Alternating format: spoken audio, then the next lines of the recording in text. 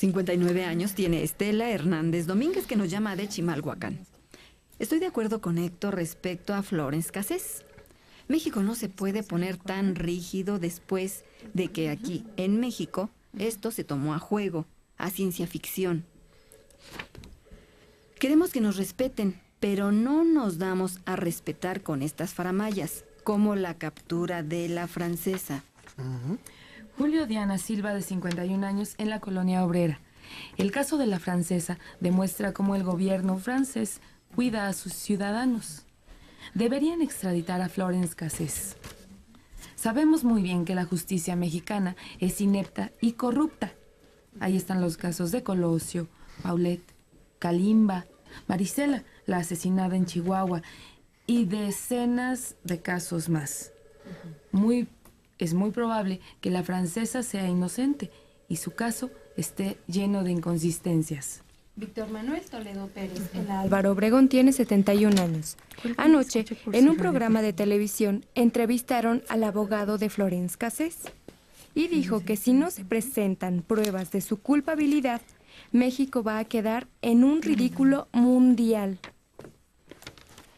Miriam Hernández García de Aragón tiene 50 años.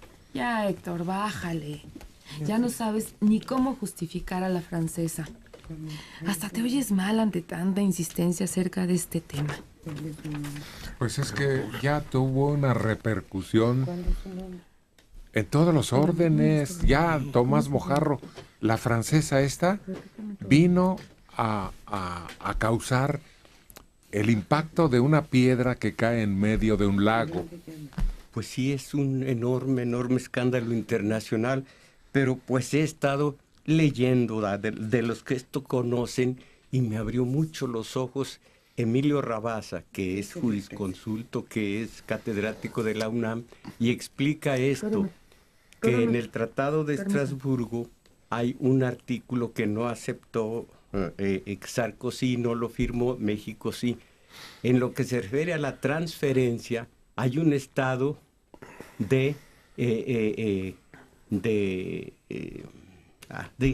el estado que juzgó, el estado de condena, y ese es México, y hay un estado de cumplimiento, y ese es Francia.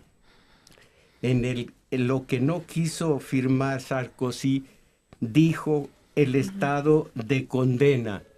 Se debe continuar en la transferencia con todo la condena de México.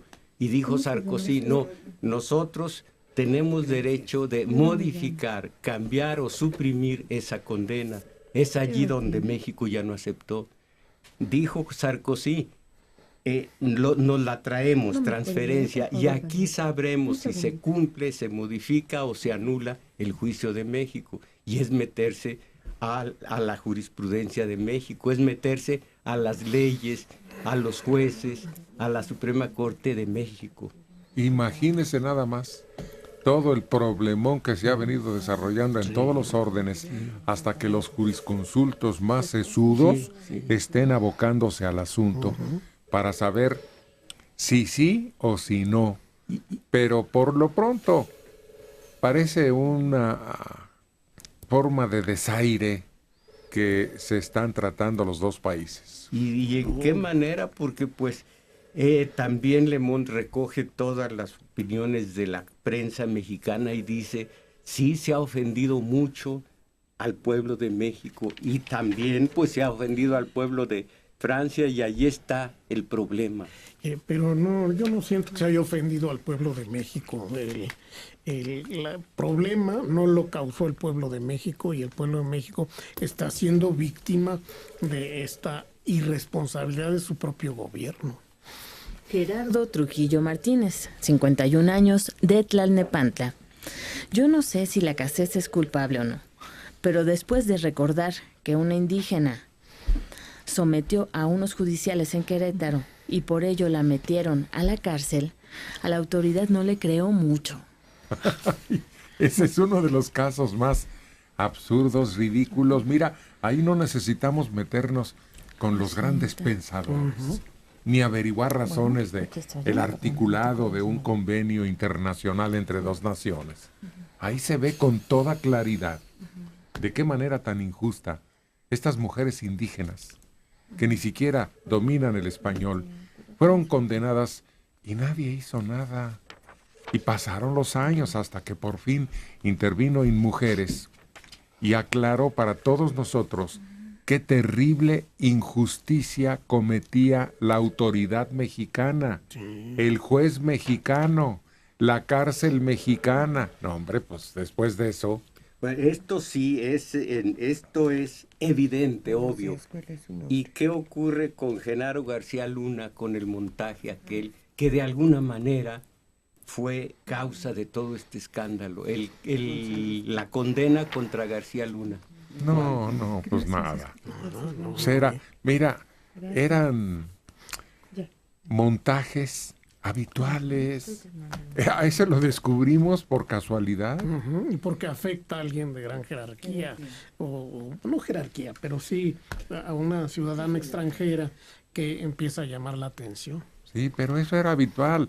A ver, de las mujeres indígenas estas. Las acusan, las señalan, las juzgan, las culpan, las condenan. Todo eso es un aparato. Sí. La captura de la Barbie fue capturado en otro lado y se representó una falsa captura en un cierto lugar más adecuado a la imagen que querían proyectar. Bueno, en ese sentido, también en lo grotesco, en lo esperpéntico, allí está el cadáver de Arturo Beltrán Leiva. ¿En qué justicia, en qué articulado de la justicia se pueden marcar esa befa a un cadáver? María García Hernández, de Huixquilucan, 77 años. Héctor equivocó la carrera. Debió dedicarse a obtener la plaza de procurador. Entonces sí, el país andaría derechito. Ya me fastidió.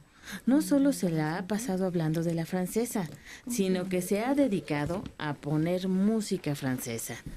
Sé que no van a pasar mi mensaje, pero es lo que pienso. Incrédulo. Rosa Ayala Ruiz de Ixtapalapa tiene 45 años. Héctor y Mario ya me tienen hasta la M con el mismo tema a diario. ¿No ven que se le está dando una importancia y una relevancia que no amerita? Pero eso es lo que quiere el presidente francés y lo está logrando. Nos quiere exponer y como sí tenemos cola que nos pisen, aunque en este caso tengamos razón, nos van a sacar los trapitos al sol. Así que ya cambien de tema, le dan vueltas a lo mismo de la francesa. No le den tanta importancia, no caigan en el juego. Pero pues él es el que nos regresa al tema. Ya lo habíamos dejado atrás y vamos, nos jalan de nuevo. Fíjate que está salpicado de detalles ¿De dónde llama? absurdos de parte de México. Este asunto, de veras, estamos quedando mal. Mira, cuando vino el presidente francés, se le dijo muy discretamente, oiga, señor, no hable de la detenida esta, por favor. Pues no sé si dijo que sí o dijo que no. Y a la hora de la hora, cuando toma el micrófono y se dirige a nosotros... En el Senado, no vaya usted en el Senado, por favor, a tocar este tema.